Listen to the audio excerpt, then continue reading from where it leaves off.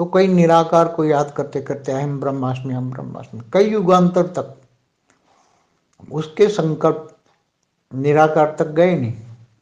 अब निराकार तक गए नहीं क्योंकि वो तो भावातीत है, भावनाओं से परे है। जब कोई अपना टेलीफोन ही बंद करके बैठा हुआ है, स्विच ऑफ करके बैठा हुआ है, तो तुम कितना भी फोन लगाओ, तुम्हारे मन के संकल्प कितने भी जाए, तो वो तो कैच करेगा ही नहीं। वो तो भावनाओं से परे है, भावातीत, कर्मातीत, गुणातीत है। उसने तो ब्रह्मांड इसलिए बनाया, तुम्हें कुछ भी चाहिए ब्रह्मांड में, तुम्हें मनुष्य को या देवताओं को, किसी जीव को भी कुछ या आत्माओं को चाहिए, तो तुम त्रिदेव के पास जाओ, त्रिदेव तुम्हारी इच्छा पूरी करेंगे। बाद में तुम शिवपुरी में आओगे, शिव शंकर को याद करो, शिवपुरी में आओगे, फिर बाद में परम धाम में आओगे। ये नियम है, नेचुरल लॉ है।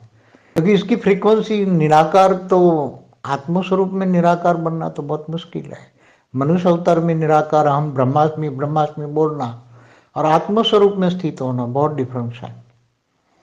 इसलिए मैं सिर्फ ये प्रश्न पूछता हूँ, क्या निराकार को याद करने से क्या मिलेगा? क्योंकि तुम्हारी फ्रीक्वेंसी, उसी को फ्रीक्वेंसी को कैच कर नहीं पाओगे, इसकी स्टेज बनेगी नहीं, और तुम्हारे संकल्प वो कैच करेंगे नहीं, क्योंकि वो तो भावातीत है।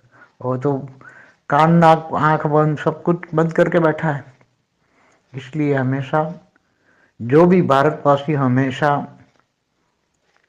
साकार को मानते हैं, साकार को याद करते हैं, साकार से वर्षा लेते हैं। फिर हाँ, निराकारी स्टेज में जब वो शिवपुरी जाते हैं तो शिवपुरी से भी परमधाम जा सकते हैं। इसलिए एक लॉ बना हुआ है, हमेशा एक लॉ बना हुआ है, जो भी मिलेगा साकार से मिलेगा, निराकार से कुछ नहीं मिलेगा। और निराकार से कनेक्ट ही नहीं होगा, पहले तुम्हारी फ्रीक्वेंसी उससे मैच नहीं होगी। जिसको तुम रो रो के भी मर जाओ तुम, तो भी वो सुनने वाला ही नहीं है, वो तो भावातीत है, तो वो तो सुनने वाला नहीं है, तो क्या तुम्हारे सामने तुम्हें क्या सुनेगा? इसलिए एक कॉमन सेंस की बात है। कई युगांतर तक मर गए हम ब्रह्मास्मि ब्रह्मास्मि करके, कुछ नहीं मिला।